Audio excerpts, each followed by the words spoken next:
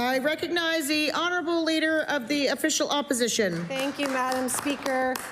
This government has been spending outside their budget with no oversight, despite repeated entreaties just to know how the money's being spent for years. $6.7 billion, and it's Nova Scotians who are paying the price. And I am glad the Premier is here today to answer these questions, finally. Jobs, services, and programs that help run our province are on the chopping block. Cuts to municipalities, cuts to the scientific management of our natural resources, cuts to tourism, cuts to arts and culture, cuts to libraries, and cuts to social services. If this government expects hardworking Nova Scotians to stay within their budget, especially once they've lost their jobs, why can't they stay within theirs?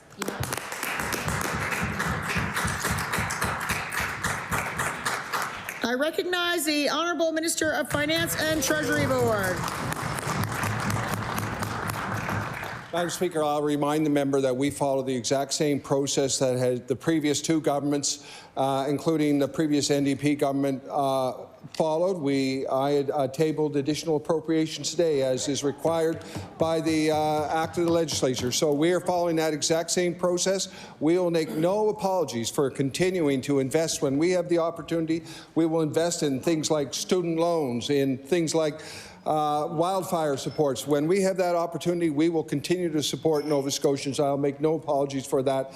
Madam Speaker, I'm proud of our investments in Nova Scotia, and this budget continues that investment. In fact, a 7.7% increase in things that Nova Scotians need, like affordability,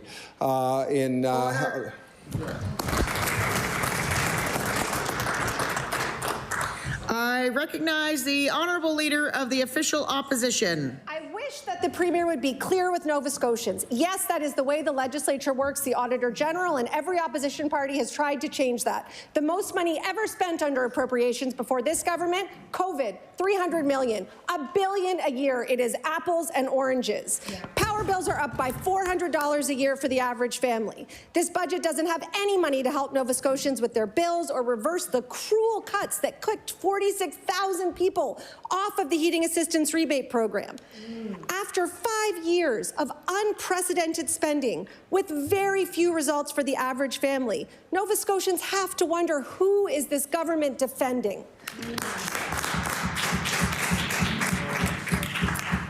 I recognize the Honourable Minister of Finance and Treasury Board. Madam Speaker, our students in schools are getting school lunches today. Don't tell me that there's no results for average Nova Scotians. Every family benefits from that with a child in school. So I would ask the member, why did her party vote against? Order. Sorry, I used my mom voice.